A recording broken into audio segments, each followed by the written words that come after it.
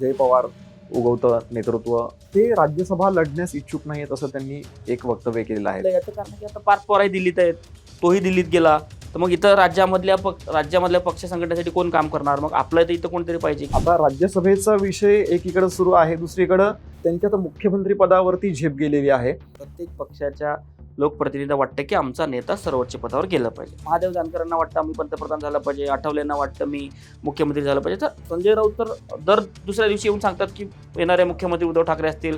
रोहित पवारांनी एक टोला लगावलाय. त्यांचं म्हणणं आहे की भाजपला विरोध केला तरच मुख्यमंत्री पदाचे दावेदार तुम्ही होऊ शकता. मुख्यमंत्री रोहित पवारला व्हायचं का सुनेत्रा पवारांना, हे आपण आधी बघायला लागेल. 5 राज्यांच्या निवडणुका झालेल्या आहेत. तामिळनाडूमध्ये एक नवीन राजकीय पक्षाचा उदय झालेला आहे. लोकांनी जर मनावर घेतलं तर भल्या भल्यांना घरी पाठवतात. हे सर्वात मोठं उदाहरण तामिळनाडूच्या जनतेने त्या ठिकाणी दाखवून दिलंय. बीजेपीला जो काही विजय मिळालाय किंवा एवढ्या ऐतिहासिक जागा मिळाल्या 208च्या आसपास, 207, 208च्या आसपास, तर हा जो विजय आहे तो त्यांचा विजय नाहीये, म्हणजे पक्ष म्हणून त्यांचा विजय नाहीये. हा विजय हा SIRचा विजय आहे आणि हा निवडणूक आयोगाचा विजय आहे. ना इन्व्हेस्टमेंट तिथे इन्फ्रास्ट्रक्चर आहे, ना ठिकाणी इन्व्हेस्टमेंट येते, ना रोजगार आहे. महाराष्ट्राची GDP बघा, महाराष्ट्राचं इन्व्हेस्टमेंट बघा, महाराष्ट्राचं FDI बघा, महाराष्ट्राचं काय म्हणू आपण देशामध्ये कॉन्ट्रीब्युशन बघा.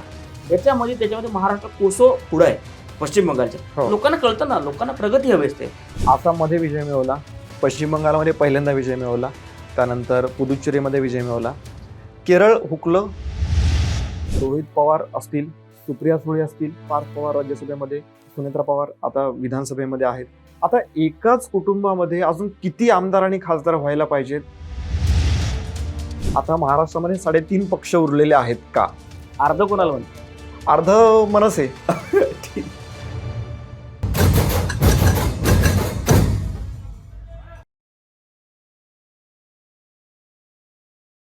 नमस्कार, पॉलिटिकल मूड या आपल्या विशेष कार्यक्रमामध्ये आपल्या सगळ्यांचं स्वागत. या आठवड्यातल्या ट्रेंडिंग राजकीय टॉपिक्सवरती आपण चर्चा करणार आहोत आणि सविस्तर विश्लेषण करणार आहोत. आपल्यासोबत आहेत ॲडव्होकेट आणि राजकीय विश्लेषक शिवाजी जाधव. सर, पुन्हा एकदा स्वागत आहे आपलं या विशेष कार्यक्रमामध्ये. सगळ्यात पहिला प्रश्न, नेहमीचा प्रश्न, कसा आहे तुमचा मूड? मूड एकदम बेस्ट. मूड तुमचा चांगला आहे, आपला सगळ्यांचा चांगला आहे, पण घटना अशा काही घडत आहेत की त्यामुळे मूड ऑफ होईल अशी परिस्थिती आहे. आपल्या राज्यामध्ये पुणे जिल्ह्यामध्ये एक घटना घडली, नसरापूरमध्ये. माणुसकीला काळीमा फासणारी म्हणता येईल आणि एकूणच गुन्हेगारी प्रवृत्ती किती खालच्या पातळीला गेली आहे ते पण त्यातून दिसून येतं. एका 65 वर्षीय नराधामाने एका 3.5 वर्षाच्या चिमुकलीवरती अत्याचार केला आणि त्यानंतर मग राज्यभरामध्ये नेहमीप्रमाणे विरोध व्हायला लागलेला आहे. या सगळ्यामध्ये सगळ्यात गंभीर गोष्ट ही आहे की न्याय कसा मागायचा, कुणाकडे मागायचा. ज्या महिला आयोगाच्या अध्यक्षा मध्यंतरी वादामध्ये सापडल्या, त्यानंतर त्यांनी राजीनामा दिला आणि ते पद आता सध्या रिकामं झालेलं आहे, रिक्त झालेलं आहे. तर त्या पदावरती कोणाची निवड होईल असं तुम्हाला वाटतं?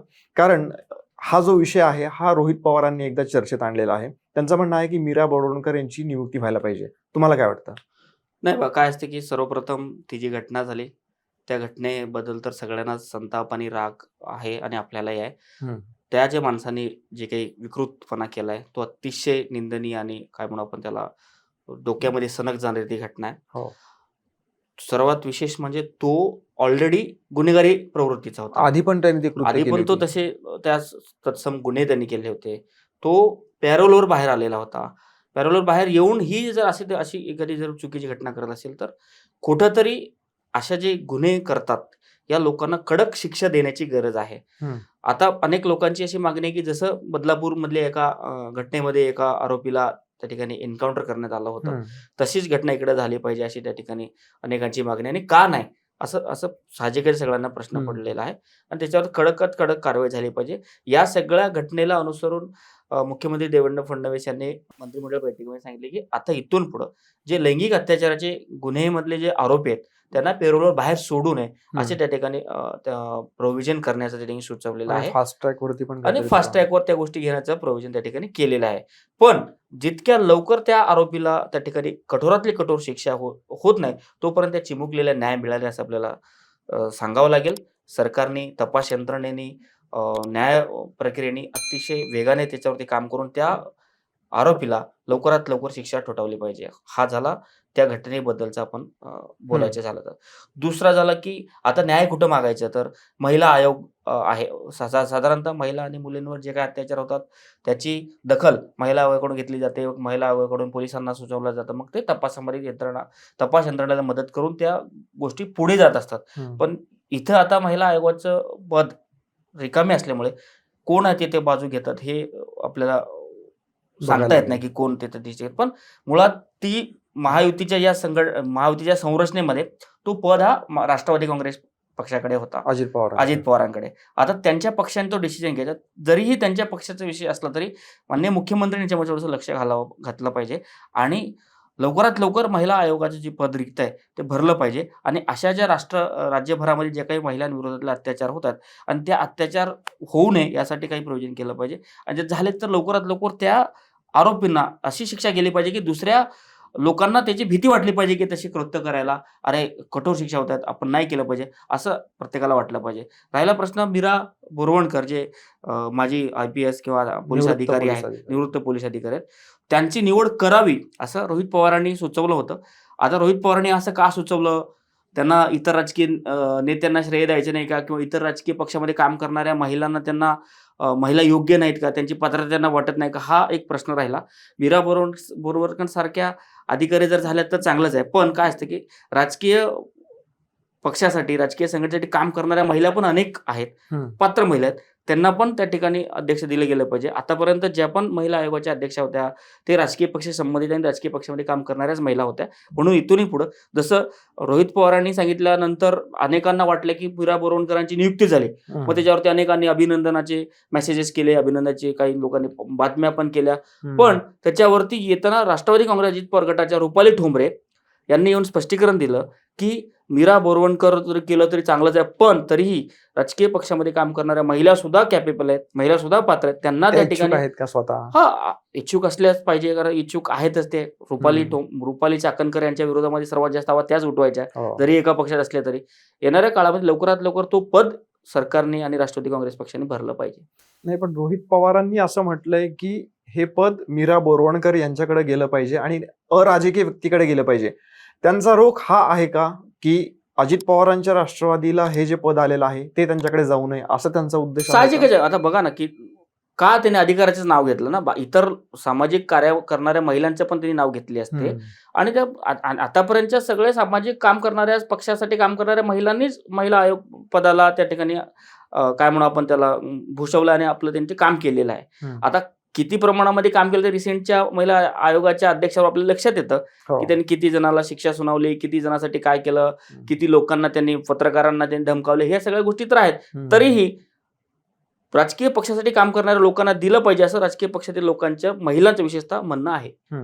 पण सर्वसामान्य नागरिक म्हणून आपण अशी अपेक्षा व्यक्त करूया की राजकीय असो किंवा अराजकीय असो, पण लवकरात लवकर नियुक्ती व्हावी आणि ह्या ज्या काही घटना घडतायत त्यावरती थोडंसं लक्ष ठेवून योग्य ती कारवाई करण्याचे आदेश नक्कीच त्यांनी प्रशासनाला दिले पाहिजेत.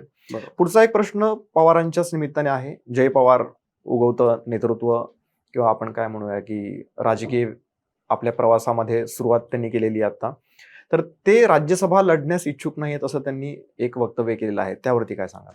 नाही बघा, कसं आहे की आता रिसेंटली जे राज्यसभेचे निवडणुका झाल्या त्याच्यावरती पार्थ पवार यांची निवड झाली. पार्थ पवार ऑलरेडी दिल्लीमध्ये राज्यसभेवरती आहेत आणि दादांच्या निधनानंतर जी पोटनिवडणूक लागली त्या ठिकाणी सुनेत्राताई पवार आता उपमुख्यमंत्री असल्यामुळे कायदेविषयक आवश्यकतेमुळे त्यांना तिथं विधानसभा लढवून त्यांना विधानसभेमध्ये जावं लागलं. ते पण देशभरातून विक्रमी 2,18,000 मतांनी ते निवडून आले. आता ते राज्यसभेचे सदस्य होत्या, त्यांनी राजीनामा दिल्यानंतर आता राज्यसभेवर कोण जाईल हा प्रश्न त्या ठिकाणी निर्माण झालेला आहे. त्याच्यावरून जय पवारला विचारला असता, जय पवार नाही म्हणलं तरी अनेक लोक म्हणतात की छगन भुजबळ कदाचित राज्यसभेवर जाऊ शकतात, एवढ्याचे ते राजीनामा देऊन ते जाऊ शकतात अशी चर्चा आहे. बघूया येणाऱ्या काळामध्ये कोण राज्यसभेवर. छगन भुजबळ असं म्हटलेत की माझं नाव चर्चेत आहे की नाही याबद्दल मला काहीच माहिती नाही.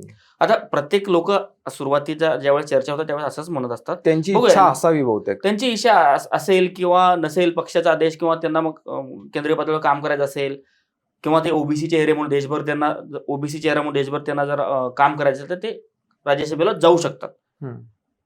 पण जय पवारांनी का नाही म्हणलं याचं कारण की आता पार्थ पवारही दिल्लीत आहेत, तोही दिल्लीत गेला, तर मग इथं राज्यामधल्या पक्ष संघटनेसाठी कोण काम करणार? मग आपल्या इथं कोणतरी पाहिजे किंवा किंवा त्यांना स्पष्टपणे पक्षावर नियंत्रण हवं असेल किंवा पक्षाचं काम करायचं असेल, संघटनेचे काम करायचं असेल किंवा बारामती मतदारसंघामध्ये त्यांना काम करायचं असेल, याचं येणाऱ्या सगळ्या गोष्टी लक्षात ठेवूनच त्यांनी राज्यसभा नको बोललेली असेल.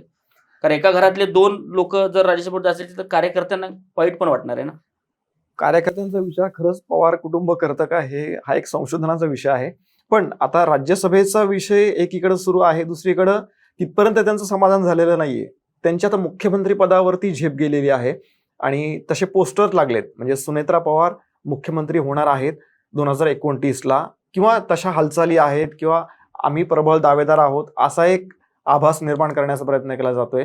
याच्याबद्दल काय वाटतं? नाही बघा, कसं आहे की राजकीय आयुष्यामध्ये काम करत असताना प्रत्येक पक्षाच्या कार्यकर्त्याला, प्रत्येक पक्षाच्या लोकप्रतिनिधीला वाटतं की आमचा नेता सर्वोच्च पदावर गेला पाहिजे. तसंच आता राष्ट्रवादी काँग्रेस अजित पवार गटाच्या सर्वोच्च नेत्या ह्या सुनेत्रा पवार आहेत आणि त्या उपमुख्यमंत्री कुठल्या तरी एका कार्यकर्त्याने तिथे लावला असेल. प्रत्येकाला वाटतं, महादेव जानकरांना वाटतं मी पंतप्रधान झाला पाहिजे, आठवलेंना वाटतं मी मुख्यमंत्री झालं पाहिजे. तर म्हणजे ते होऊ शकत नाहीत. राजकारणामध्ये काही इम्पॉसिबल असं सांगता येत नाही. उद्धव ठाकरेंच्या लोकांना सुद्धा असं, संजय राऊत तर दर दुसऱ्या दिवशी येऊन सांगतात की येणारे मुख्यमंत्री उद्धव ठाकरे असतील. काही लोक तर म्हणतात पंतप्रधान सुद्धा उद्धव ठाकरे असतील. आपल्या प्रियंका चतुर्वेदी यांनी तर जाहीर माध्यमामध्ये सांगितलं की उद्धव ठाकरे सुद्धा पंतप्रधान होऊ शकतात. तर आपल्या नेत्याला खुश करण्यासाठी, आपल्या नेत्याला काय म्हणू आपण त्याला, आपल्या नेत्याची बढाई करण्यासाठी अनेक कार्यकर्ते आणि नेते पोस्टर्स लावत असतात, पोस्ट करत असतात आणि माध्यमामध्ये प्रतिक्रिया देत असतात. नाही, हे कार्यकर्त्यांचं झालं, पण प्रत्यक्ष जय पवार सुद्धा त्यांनी समर्थन केलंय की आम्ही दावेदार आहोत. म्हणजे कुठल्या आधारावरती हा दावा आहे त्यांचा? त्यांच्याकडे आकडेवारी तेवढी आहे का? म्हणजे आधार काय आहे त्याचा? तेच ना, आता आपल्या कार्यकर्त्यांना मोटिवेट ठेवण्यासाठी, आपल्या कार्यकर्त्यांचं प्रोत्साहन वाढवण्यासाठी अशा गोष्टी नेते करत असतात वारंवार. पवार कुटुंबाच्या निमित्ताने आता मुख्यमंत्री पदाची चर्चा झाली, राज्यसभेची चर्चा झाली. 2029च्या विधानसभेच्या निमित्ताने काही प्रश्न असे उपस्थित होत आहेत की आता बघा, रोहित पवार असतील, सुप्रिया सुळे असतील, हे शरद पवारांच्या पक्षातले हे झाले आमदार खासदार. त्यानंतर इकडे जर बघितलं तर पार्थ पवार राज्यसभेमध्ये, त्यानंतर सुनेत्रा पवार आता विधानसभेमध्ये आहेत. 2029ला जय पवार हे विधानसभेसाठी इच्छुक आहेत असं म्हटलं जातंय. आता एकाच कुटुंबामध्ये अजून किती आमदार आणि खासदार व्हायला पाहिजेत? त्याला काही लिमिट आहे की नाही? आणि तुम्ही आत्ताच उल्लेख पण केलात की कार्यकर्त्यांच्या भावनांचा विचार करायला लागतो वगैरे वगैरे. तर हे खरंच पवार कुटुंब कार्यकर्त्यांच्या भावनांचा विचार करतं का? आता हा कार्यकर्त्यांबद्दलचा प्रश्न रोहित पवारांना एका माध्यमामध्ये ते चर्चा करत असताना विचारलं असतं. रोहित पवारांच्या याला उत्तर होतं की बघा, शरद पवार हे ज्येष्ठ नेते आहेत म्हणून ते राज्यसभेवर गेलेत. सुप्रियाताई ह्या लोकसभेमधून निवडून आलेत, थेट जनतेतून निवडून आलेत. मी स्वतः म्हणजे रोहित पवार स्वतः कर्जत जामखेडमधून लोकांतून निवडून आलेत. लोकांनी त्यांना निवडून, त्यांचं असं म्हणणं आहे की आम्ही स्वतः नाही, लोकांनी आम्हाला निवडून दिले. शरद पवार जरी राज्यसभेवर गेले असले तरी तो त्यांचा मान आहे म्हणून. बाकीच्या लोकांना लोकांनी निवडून दिले असं त्यांचं एक त्या ठिकाणी उत्तर होतं या प्रश्नाला. तर आता सुनेत्रा पवार 29ला राहतील नाही राहतील तो येणारा काळ सांगेल. आता सुनेत्रा पवारांना एवढं बस झालं का? मग पार्थ पवार जय पवार लढवतील का सुनेत्रा पवार लढवतील हे येणारा काळ सांगेल. पण पक्षावरती नियंत्रण ठेवण्यासाठी म्हणून त्यांचं त्या ठिकाणी तडजोड दिसते. कोण राहिले बघा ना, म्हणजे माझे पवार कुटुंबातले ऑलमोस्ट सगळेच झाले. जर आता जय पवार जर एकटे सोडले, ते पण 2029ला आपण म्हणूया की बारामतीकरांना तोच व्यक्ती हवा आहे आमदार म्हणून, किंवा कदाचित दुसरा मतदारसंघ एखादा ढापतील एखाद्या सामान्य कार्यकर्त्याचा, असं काहीतरी होऊ शकतं. जसं आपण मागच्या अनेक वेळेस बोललो सुद्धा की प्रादेशिक जे पक्ष असतात, जे एका कुटुंबाने स्थापन केलेले पक्ष, त्यांच्या पक्षाच्या पदांवरती, त्यांच्या पक्षाची उमेदवारी हे सगळं पक्षातल्या कुटुंबातल्याच लोकांना मिळत असतं. त्यामुळे ह्याला काही असं विशेष नाही. अनेक प्रादेशिक पक्ष बघून घ्या तुम्ही, साऊथ पासून नॉर्थ पर्यंतचे सगळ्या पक्षामध्ये बघून घ्या. त्या नेत्या ज्यांनी पक्ष स्थापन केलं त्याचेच नातेवाईक त्या पक्षाच्या आणि लोकप्रतिनिधी पक्षाच्या उमेदवारी घेतात आणि निवडून येतात आणि पक्षाच्या राज्यसभा आणि विधान परिषदेत तेच लोक असतात. त्यामुळे ह्याच्यामध्ये विशेष काही नाही. कार्यकर्त्यांनी विचार करायचे की आपण कोणासोबत राहायचं, कोणाला सामान्य लोकांना संधी मिळते. कार्यकर्त्यांनी पण विचार केला पाहिजे आणि मतदारांनी पण खरं विचार केला पाहिजे की एकाच कुटुंबामध्ये आपण किती जणांना अजून निवडून देणार आहोत आणि किती आपण अपेक्षा ठेवणार आहोत एकाच कुटुंबाकडून. नाही, काय असतं की प्रत्येक वेळेस राजकीय पक्षाकडून, हे जे कौटुंबिक राजकीय पक्ष त्यांच्याकडून तर्क हा दिला जातो की लोकांनी आम्हाला निवडून दिले ना. म्हणजे असं नाही की बाबा आम्ही बॅकडोरने किंवा आपण दुसऱ्या पद्धतीने निवडून. पार्थ पवारांचं काय झालं? हा, पार्थ पवार तर गेले. त्यांचं तर्क असं होतं की पण लोकांनी जरी निवडून दिले असेल, उमेदवारी कोणाला द्यायचा हा तुमचा अधिकार नाही. तुम्ही उमेदवारी सर्वसामान्य लोकांना द्या ना. कारण तुम्ही आता स्वतः उमेदवारी घ्यायची हा आणि तिथं जायचं आणि मतं मागायची, मग लोक निवडून देणार ना. लोकांकडे ऑप्शन नसतो. तुम्ही तुमच्याऐवजी कार्यकर्त्यांना द्या, कार्यकर्त्यांना लोक निवडून देतील. तर हा जो तर्क आहे तो कुठेतरी लोकांना पटत नाही. या दोन गोष्टी आहेत. पहिली गोष्ट तर पार्थ पवारांचं एक आहे, जे मागच्या वेळेला लोकसभेला उभे होते आणि ते पडले होते, म्हणजे लोकांनी त्यांना नाकारलं होतं थोडक्यात. मावळ म्हणून. हा, आणि त्यानंतरच्या कालावधीमध्ये त्यांनी आपलं नाव चांगलं करण्याऐवजी, चांगलं काम करण्याच्या ऐवजी घोटाळ्यामध्ये आपलं नाव उज्ज्वल करून घेतलं. हे एक. तर त्यांना राज्यसभा दिली, म्हणजे ही लोकांवरती तो खासदार थोपवण्यात आलाय, पहिली गोष्ट. दुसरी गोष्ट, शरद पवारांचं ते कार्यक्षम आहेत, त्याच्याबद्दल आपल्याला वाद नाहीच आहे. पण प्रश्न पण हा आता त्यांच्या तब्येतीचं बघितलं. त्यांच्या वयाचा प्रश्न आहे, आणि ते किती वयाच्या मर्यादा असल्यामुळे ते किती त्यांचे प्रश्न आक्रमक पद्धतीने मांडू शकतील, हा एक प्रश्न आहे. तर त्या ठिकाणी एक सर्वसामान्य व्यक्ती म्हणून असं एक आपण मत व्यक्त करू शकत नाही का, की अशा वेळेला तिथं जर एखाद्या पक्षातल्याच, दोन्ही पक्ष असो, हे दोन वेगवेगळे पक्ष आहेत, दोन्ही पक्षामध्ये कार्यक्षम लोक आहेत, त्यापैकी कोणातरी एखादा उमेदवारी देता येऊ केलं ना. शकते. एकनाथ शिंदेने एकनाथ शिंदेनी केलं. एकनाथ शिंदे आणि भाजपने उदाहरण सेट करून दिलं ना. तसं इतर पक्षातील नेत्यांनी पण करायला पाहिजे ना, की आपल्याच कुटुंबातील लोकांना पुढे करण्यापेक्षा सर्वसामान्य लोकांना त्यांनी पुढे केलं पाहिजे आणि त्यांना मोठमोठ्या जबाबदारी देऊन त्यांचं बहुमान वाढवलं पाहिजे. जसं अजितदादांनी अमोल मिटकरींना विधान परिषद दिली होती. बरोबर. केवळ त्यांच्या वक्तृत्वाच्या शैलीवर काय म्हणा, वक्तृत्वाची शैली त्यांना आवडली होती किंवा वक्तृत्व शैली त्यांची चांगली होती आणि पक्षाची बाजू चांगली मांडतील, पक्षाची भूमिका चांगली बजावतील म्हणून त्यांना विधान परिषद त्या ठिकाणी दिलेली होती. तसंच पार्थ पवारच्या ऐवजी किंवा जय पवारच्या ऐवजी किंवा इतर पक्षातील लोकांच्या ऐवजी त्यांनी सर्वसामान्य लोकांना दिली पाहिजे. पण जे पक्ष एक कुटुंबावर आधारित असतात, त्या पक्षाचे पद आणि जबाबदारी आहे त्याच कुटुंबातील लोकांना दिलं जातं, जेणेकरून त्या पक्षाचं नियंत्रण आपल्या हातामध्ये असलं पाहिजे. एक्झाम्पल घ्या उद्धव ठाकरेंचं. बाळासाहेबांनंतर उद्धव ठाकरे आले, उद्धव ठाकरेनंतर आदित्य ठाकरे आले. आदित्य ठाकरेंना आमदार करण्यासाठी त्यांनी सचिन अहिरला पक्षात घेतलं. हो, तिकडचे ते दावेदार होते, त्यांना विधान परिषद दिली. सुनील शिंदेला त्या ठिकाणी विधान परिषद दिली आणि किशोरी पेडणेकर यांना महापौर पदाचं त्या ठिकाणी आश्वासन दिलं. म्हणजे 3 लोकांना बॅकडोरने त्यांचं समाधान करून आदित्य ठाकरेसाठी रान मोकळं केलं. तसं प्रत्येक कौटुंबिक जो राजकीय पक्ष आहे ना, त्यांची हीच कार्यप्रणाली असते की आपल्याच कुटुंबातील लोकांना पुढे करायचं आणि आपल्या हातामध्ये सगळं नियंत्रण ठेवायचे. सगळं नियंत्रण हातात ठेवून सुद्धा त्यांना फटका बसला. एकनाथ शिंदे पक्ष सोडून बाहेर गेले. हो. आता जो मगाशी ह्याचा मुद्दा होता सुनेत्रा पवारांचा मुख्यमंत्री पदाचा, तर त्यांचं नाव जेव्हा मुख्यमंत्री पदासाठी आता पुन्हा एकदा चर्चेत आलेलं आहे, त्यावेळेला रोहित पवारांनी एक टोला लगावलाय की त्यांचं म्हणणं आहे की भाजपला विरोध केला तरच मुख्यमंत्री पदाचे दावेदार तुम्ही होऊ शकता. आता हे तेच रोहित पवार आहेत ज्यांनी सुनेत्रा काकींच्या पूर्ण आतापर्यंतचा जो काही त्यांचा अजित पवारांच्या निधनानंतर जे काही त्या दुःखात होत्या किंवा ज्या सगळ्या गोष्टी होत्या तर सावरण्याचं काम त्यांनी जास्त केलं होतं. आता त्यांनीच परत असा टोला लगावलाय की भाजपाला विरोध करायला लागेल तरच तुम्हाला लोकांचा पाठिंबा मिळेल. नाही, आता विलिनीकरणाचा जो मुद्दा होता ना, मागं आपण एपिसोडमध्ये चर्चा केली, विलिनीकरणाची कुठं डाळ शिजत नाहीये. म्हणून त्यांनी सांगितलं की आता भाजपसोबतची तुमचं जे घरोबा आहे, भाजपसोबतची तुमची युती आहे ती तोडा, जनतेत जा, मग तुम्हाला लोक स्वीकारतील, मग तुम्ही मुख्यमंत्री रोहित पवारला व्हायचं का सुनेत्रा पवारांना, हे आपण आधी बघायला लागेल. मुख्यमंत्री होण्यासाठी रोहित पवार भाजपवर वारंवार टीका करतायत का आणि सुनेत्रा पवारांना सांगतात का टीका करण्यासाठी प्रवृत्त करतात का, हे बघा. मुख्यमंत्री होतील, आपला नेता मुख्यमंत्री झाला पाहिजे, आपला नेता असं वाटणं साहजिक आहे. काल परवा शिवसेनेमध्ये आलेले बच्चू कडू सुद्धा सांगतात की एकनाथ शिंदेना मुख्यमंत्री केल्याशिवाय मी स्वस्थ बसणार नाही किंवा मग एकनाथ शिंदेना मी मुख्यमंत्री करेन. अनेक शिवसेनेतले लोक म्हणतात की एकनाथ शिंदे मुख्यमंत्री होतील किंवा एकनाथ शिंदे मुख्यमंत्री व्हायला पाहिजे होतं. असं आपल्या नेत्याला प्लीज करण्यासाठी, आपल्या नेत्यांना खुश ठेवण्यासाठी हे लोक करतात. याच्यामध्ये काही असं विशेष काही गोष्ट नाहीये. प्रत्येकाला वाटतं आपला नेता सर्वोच्च पदावर गेला पाहिजे. राष्ट्रीय राजकारणामध्ये जाऊया आपण. 5 राज्यांच्या निवडणुका झालेल्या आहेत. आधी आपण तामिळनाडू पासून सुरुवात करूया. तामिळनाडूमध्ये एक नवीन राजकीय पक्षाचा उदय झालेला आहे, त्याबद्दल काय असतं की जरीही राजकीय विश्लेषण करणारे लोक जरी सांगत असतील की एकच पक्षाची मोनोपोली आहे, एकच पक्षाची सगळीकडे दबाव यंत्रणा आहे, पण लोकांनी जर मनावर घेतलं तर भल्या भल्यांना घरी पाठवतात. हे सर्वात मोठं उदाहरण तामिळनाडूच्या जनतेने त्या ठिकाणी दाखवून दिलंय. स्टॅलिनला त्या लोकांनी पाडलं, म्हणजे स्टॅलिन सारख्या मुख्यमंत्र्याला त्या लोकांनी पाडलं आणि एका नवख्या अभिनेत्याला जे साऊथ इंडियन ह्याच्यामध्ये ते मूव्ही करतात, ते सुपरस्टार आहेत, त्यांना निवडून दिलं. जवळपास 108 त्यांचे आमदार निवडून दिलेत. तर मला एवढं सांगायचं की DMK, AIADMK सारख्या सीझन्ड पॉलिटिकल पार्टीला लोकांनी भरपूर मतदान दिलं नाही. आपल्या विजय थलपतीला मतदान दिलं. याच्यावरून एक कळतं की लोकांनी जर ठरवलं कोणाला निवडून आणायचं कोणाला नाही आणायचं तर लोक ते करतात. आता त्या सुपरस्टारमध्ये त्या लोकांनी काय बघितलं हे त्या लोकांनी सांगतात, पण त्यांनी आश्वासनं पण भरपूर दिलेले.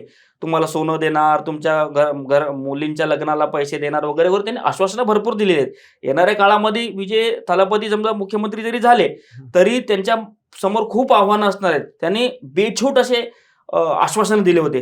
8 ग्राम सोनं हे ते अनेक त्यांनी अनेक जणांचं म्हणणं आहे की ते आश्वासन पूर्ण होऊ शकत नाहीत. पॉसिबलच नाहीये. पॉसिबलच नाही. मग येणाऱ्या काळामध्ये त्यांना खूप अवघड जाणार आहे. लोक त्या सगळ्या गोष्टीला भुलले का? मग लोकांना AIADMK आणि DMKच्या सरकारचा राग होता हे त्या ठिकाणी कळत नाही. पण लोक आश्वासनाला पण भुलले, लोकांचा पण राग होता, मुख्यमंत्री सारख्या लोकांना पाडलं नाही. प्रथम दर्शनी असं वाटतं की एक नवीन पक्ष आहे तो तर आहेच आहे, पण मेन म्हणजे विजय यांची प्रसिद्धी आतापर्यंतची असं नाही, पण वाटतं. दक्षिण भारतीय राज्यांमध्ये असं एक ट्रेंडच आहे ना की अभिनेत्यांना मोठं करायचं, अभिनेत्यांना हिरो बनवून मग त्यांची पॉप्युलरिटीचा फायदा घेऊन सरकारमध्ये आणायचं, त्यांना सरकार बनवायचं, सध्या मुख्यमंत्री वगैरे बनवायचं. हे साऊथ इंडियन कल्चरच आहे आणि त्याच पद्धतीने हे विजय थलेपती निवडून आलेत.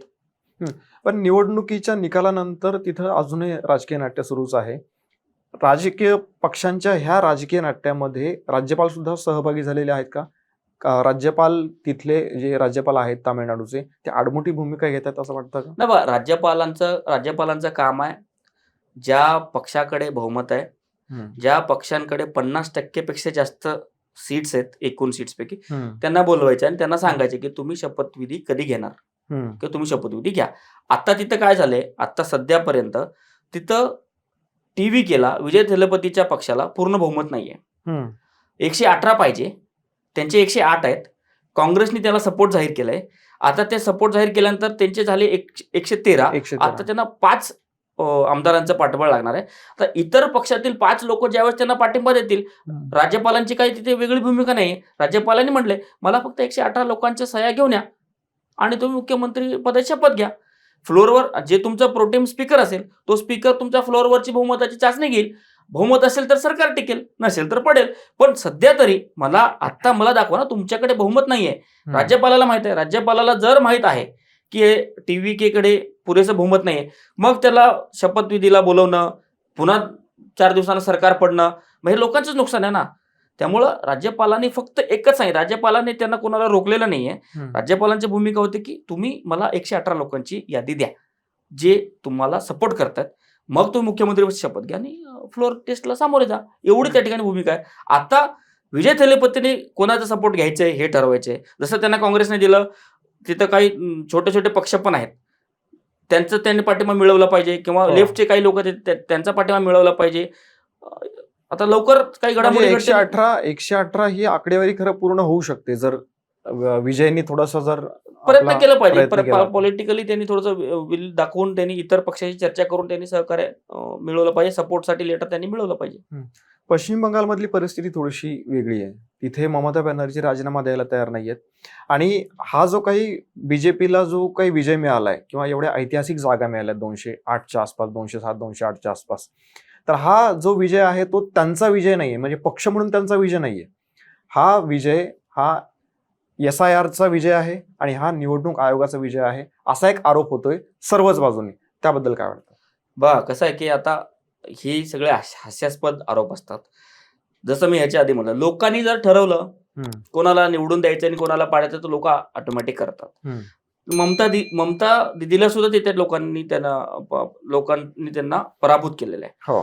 तर अनेक तिथं फॅक्टर काम केलेत. ममता दिदीच्या सरकारचं त्या ठिकाणी भ्रष्टाचार, ममता दिदीच्या सरकारच्या लोकांचे त्यांच्या कार्यकर्त्यांचं त्या ठिकाणी गुंडगिरी. तुम्ही बघा, तुम्ही सोशल मीडियावरती जर बघितलं तर छोट्या छोटे गावातले लोक तिथं आनंद साजरा करताना आपल्याला दिसत आहेत. अनेक लोक चांगल्या प्रतिक्रिया देतात की बरं झालं ममता दिदीचं सरकार गेलं, आम्हाला आता काय म्हणून पश्चिम बंगाल पुन्हा स्वतंत्र झालं, अशा पद्धतीने त्या ठिकाणी प्रतिक्रिया देतात. पण SIR मुळे काय झालं, ज्या लोकांचं नावं, ज्या लोकांकडे पुरावे नाहीयेत त्या लोकांची यादीतून नावं काढले. सुप्रीम कोर्टाचा आदेश होता की आता माझं जर नाव काढलं गेलं असेल, माझ्याकडे पुरावे असतील, तर मी सुप्रीम कोर्टात जायला पाहिजे होतं, की मी त्या ठिकाणी त्या अथॉरिटीकडे जायला पाहिजे, सांगितलं पाहिजे बघा माझं नाव आहे तरी मला मतदानाचा अधिकार नाहीये, माझं यादीत नाव आहे, असं गेलेलंच नाहीये. जर ते म्हणतात 34 लाख लोकांची नावं निघालेत त्या लिस्टमधून, पण 34 लाख लोकांपैकी मी तर म्हणून 3400 लोक पण त्या ठिकाणी गेले नाहीत, की बघा मी स्वतः आहे, माझं नाव नाहीये, हे घ्या माझे पुरावे, असं कोणीही गेलेले नाहीये. आज सोशल मीडियाचा जमाना आहे. आज सोशल मीडियामध्ये छोट्या छोट्या गोष्टी येतात. तिथं एकही अशी घटना घडली नाही की बघा मी मतदान केंद्रावर गेलो, मी स्वतः इथं प्रत्यक्षात आहे, हे बघा माझे कागदपत्र, मला हे लोक मतदान करू देत नाहीत, असं झालेलंच नाही. त्यामुळं SIR मध्ये ज्या ज्या लोकांची नावं काढलेत ते लोक हे इलिगल होते किंवा कोणी वारलेले होते किंवा कोणी नव्हते, अशा लोकांचे नाव गेले. तिथं अस्तित्वात असणाऱ्या लोकांचे बहुतांश लोकांचे नाव गेलेले नाही. जी याचिका दाखल करण्यात आली होती त्यामध्ये न्यायालयाने असं म्हटलं की आता या वेळेला तुमची नावं नसतील तर तुम्ही पुढच्या वेळेला नाही, असं काही बोललेले नाहीये. सुप्रीम कोर्टने असं सांगितलं. सुप्रीम कोर्टने सांगितलं की मतदान होण्याच्या आदल्या दिवशीपर्यंत तुम्ही येऊन तुमचं कागदपत्र सबमिट करू शकता. कोणीच गेले नाही. नंतर छोट्या छोट्या गोष्टीवरून विरोधक एवढे गोंधळ निर्माण करणारे लोक, ते मला काहीच येते का नाही, मतदान करताना गोंधळ आढळून आलेला नाहीये. बरं, दर वेळेस पश्चिम बंगालमध्ये ज्यावेळेस निवडणूक होतात त्यावेळेस TMCच्या कार्यकर्त्यांकडून, TMCच्या नेत्याकडून हैदोस माजवला जातो. यावेळेस झालेलं नाहीये. का तर तिथं केंद्र सरकारच्या पोलीस यंत्रणा तिथे गेलेल्या होत्या. नाही, पण ह्याच्यावरती माझा आक्षेप आहे. आता बघा, निवडणुकीचा निकाल लागल्याच्या नंतर तिथे हिंसाचार इतका उफाळून आलेला आहे, इतका आता BJPचा विजय झालेला आहे, तर तिथं BJPचा उन्माद आपल्याला दिसून येतो अक्षरशः. म्हणजे हिंसाचार पराकोटीला गेलेला आहे. तुम्ही आता सांगितलं की पोलीस आहेत, पोलीस बल आहे किंवा सैन्य आहे, एवढ्या सगळ्या असताना सुद्धा त्या ठिकाणी हिंसाचार का होतोय? नाही बघा, कसं असतं की 2021ला ज्यावेळेस पश्चिम बंगालमध्ये निवडणुका झाल्या, निकाल लागला, त्या ठिकाणी 70 ते 80 लोकांची हत्या झाली. TMCच्या लोकांनी हैदोस घातलेला. का तर तिथं आता पोलीस त्यांच्या ताब्यात असते. पश्चिम बंगाल पोलीस हे पश्चिम बंगाल सरकारच्या अखत्यारीत येते. त्यामुळं त्या पोलिसांना केंद्र सरकारचा हस्तक्षेप करता येत नाही. राहिला विषय ह्या वेळेचा जो काही तिथं हिंसाचार होतोय, तुलनेने खूप कमी आहे. मागच्या वेळेसपेक्षा तुलनेने खूप कमी आहे. जरी हिंसाचार होत असला तरी थोडं का होत नाही, हिंसाचार झालं नाही पाहिजे या मताशी मी सहमत आहे. पण हिंसाचार काय झालं, शुभेंदू अधिकारी जे आता तिथले पश्चिम बंगालचे मुख्य नेते आहेत, मोठे नेते आहेत, त्यांच्या PAचं, त्यांच्या स्ट्रॅटेजिस्ट हत्या करण्यात आली. आता हे BJPचे तर लोक करणार नाहीत. त्यामुळे काय म्हणू आपण त्याला, बदल्याचं राजकारण म्हणून त्या लोकांनी त्या ठिकाणी त्यांचं राजकीय हत्या करण्यात आलेली आहे. पर तरीही त्या पश्चिम बंगालमध्ये सरकार स्थापन झालं नाही तरीही पोलिसांनी ऍक्शन घेतलेली आहे. जवळपास 400च्या पेक्षा जास्त FIR रजिस्टर झालेत. 1000 पेक्षा जास्त लोकांना त्या ठिकाणी डिटेन करण्यात आलेलं आहे आणि कायदा व्यवस्था थोडं हळूहळू त्या ठिकाणी सुधारत आहे. पण आता जो हिंसाचार आहे, हाच हिंसाचार याच्या आधीच्या निवडणुकांमध्ये पण दिसून आलेला आहे. ज्यावेळेला TMCचं सरकार येणार होतं आणि डाव्यांचं सरकार होतं, त्यावेळेला सुद्धा अशाच प्रकारचा हिंसाचार झालेला होता. ह्या हिंसाचाराला कुठंतरी ब्रेक लागला पाहिजे ना. आता अजून लोक म्हणत असतात की केवळ SIR मुळे, केवळ ह्या सगळ्या गोष्टीमुळे, तसं नाहीये. तुम्ही जर BJP रुलिंग आणि नॉन BJP रुलिंग राज्याची जर तुम्ही तुलना करत गेलात, आपण तुलना महाराष्ट्राचीच घेऊया.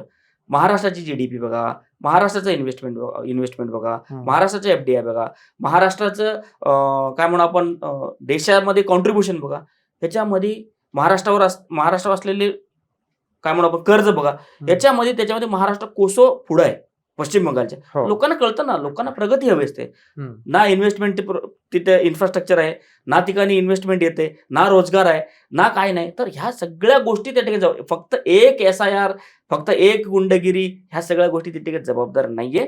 अनेक गोष्टी एकत्र आल्यामुळे आणि भाजपचं सूक्ष्म नियोजन, भाजपने केलेलं निवडणूक प्लॅनिंग आणि तिकडच्या लोकांचा ममता दीदीवरचा असलेला रोष, या सगळ्या गोष्टी एकत्र होऊन त्या ठिकाणी परिवर्तन झालेलं आहे. म्हणून त्या ठिकाणी भाजप जिंकलेलं आहे. असं नाही की केवळ केंद्रीय यंत्रणामुळे त्या ठिकाणी ममता दीदी हरल्या. हास्यास्पद ही गोष्ट आहे की ममता दीदी राजीनामा सुद्धा द्यायला तयार नव्हत्या. राज्यपालांनी त्यांचं सरकार बरखास्त करावं लागलं, राज्यपालांना नोटिफिकेशन काढून. आसाममध्ये विजय मिळवला, पश्चिम बंगालमध्ये पहिल्यांदा विजय मिळवला, त्यानंतर पुदुच्चेरीमध्ये विजय मिळवला, केरळ हुकलं. केरळमध्ये राज्य हुकलं या अर्थाने बोलत नाहीये मी, म्हणजे त्यांच्या जागा खूप कमी आहेत. 1-2 काहीतरी. कसं आहे की आता जसं पश्चिम बंगाल आलं, पश्चिम बंगालमध्ये ते मागच्या 10-15 वर्षापासून ट्राय करतात भाजपचे लोक. हम्म. 2016 मध्ये 3 जागा होत्या, हो. 11 मध्ये 0 होत्या, 16 मध्ये 3 होत्या आणि 21 मध्ये 77 होत्या. 77 पासून ते 208 वर गेलेत. हो. तसं आता साऊथ मध्ये त्यांचं अजून जेवढं काय वर्चस्व नाहीये. साऊथ मध्ये स्थानिक जे प्रादेशिक जे पक्ष आहेत त्यांचं वर्चस्व आहे. हळूहळू बीजेपी तिथं पाय पसरवणार आहे. डीएमके आणि एआयडीएमकेचा जर विजय थेलपती पराभव करू शकतो तर भाजपने त्या ठिकाणी संधी आहे. बघितलेली आहे आणि भाजप येणाऱ्या काळामध्ये इथं प्रगती करू शकते. पण केरळ आणि तामिळनाडू या 2 राज्यांमध्ये फरक आहे तसा बघितला तर. हा, केरळ आणि तामिळनाडूमध्ये फरक आहे. पण केरळमध्ये काँग्रेसने एक चांगली गोष्ट केली की लेफ्ट मात्र आता संपूर्ण देशभरामध्ये कुठेही लेफ्टचं सरकार नाहीये. बरोबर. आता काँग्रेसच आहे. जर लेफ्ट संपलं जमाय आता, कारण लेफ्टला लोकांनी तिथे नाकारलेलं आहे. आता काँग्रेसचे त्या ठिकाणी सरकार बनेल. नाही, असं पण म्हटलं जातं की याच्या आधी पण केरळमध्ये काँग्रेसचं सरकार होतं, त्यामुळे लेफ्ट अगदीच असं तुम्ही म्हणताय तसं पूर्ण क्लीन स्वीप होणार असं नाही होणार. काय नेमकं आता सध्या तरी लेफ्टचं सरकार कुठं सध्या नाही कुठेच हे नाहीये. आपल्याला बघावं लागेल. सध्या कुठेच नाही. बरं, या 5 राज्यांच्या निवडणुकीच्या निमित्ताने अजून एक प्रश्न आहे, तो असा की या निवडणुकीमध्ये किंवा याच्या आधीच्या ज्या काही निवडणुका झाल्या त्याच्या आधी 5 राज्यांच्या, बिहारची झाली, दिल्लीची झाली, त्याच्यामध्ये प्रादेशिक पक्ष खूप मागे हटत चाललेले आहेत असं वाटतं. म्हणजे पिछाट होते त्यांची असं वाटतंय. देशातले जे 2 प्रमुख राष्ट्रीय पक्ष आहेत, हं. भारतीय राष्ट्रीय काँग्रेस आणि भारतीय जनता पक्ष, हो. आता सध्या असं वाटतं की या पक्षाचं कमी अधिक प्रमाणामध्ये काँग्रेस आणि जास्त प्रमाणामध्ये भाजप यांचा प्रभाव अधिक आहे. पण काय असतं की ज्या ज्या ठिकाणी काँग्रेस आणि स्थानिक पक्ष युती करतात त्या ठिकाणी काँग्रेस स्थानिक पक्षाचा फायदा घेऊन स्वतः मोठा होतो आणि त्यांना बाजूला ठेवतो. असं उदाहरण आहे. तुम्ही जर बघायला गेलं तर उत्तर प्रदेशमध्ये लोकसभेला युती होती. उत्तर प्रदेशमध्ये लोकसभेला युती झाल्यामुळं समाजवादी पक्षाच्या मदतीने काँग्रेसला त्या ठिकाणी तेवढे सीट्स आले.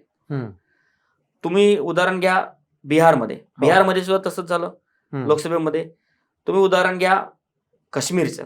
ओमर अब्दुल्लाच्या निवडणुकीमध्ये त्यांनी काँग्रेसला मदत केलं, पण ओमर अब्दुल्लाने हुशारीने त्यांना सरकारच्या बाहेर ठेवलं. ज्या ज्या ठिकाणी काँग्रेस आणि राजकीय प्रादेशिक पक्षांची युती होते त्या ठिकाणी काँग्रेसला थोडंसं चांगल्या पोझिशनमध्ये येणार आणि मग त्यांना बाजूला सरणार. शिवसेनेचं उदाहरण घ्या.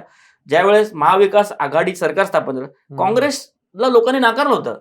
उद्धव ठाकरेच्या मदतीने सरकारमध्ये आले आणि आता उद्धव ठाकरेंच्या राज्यसभेच्या वेळेस विरोध करत होते. सेम तसंच जिवंत उदाहरण तामिळनाडूमध्ये डीएमके सोबत त्यांची आघाडी होती.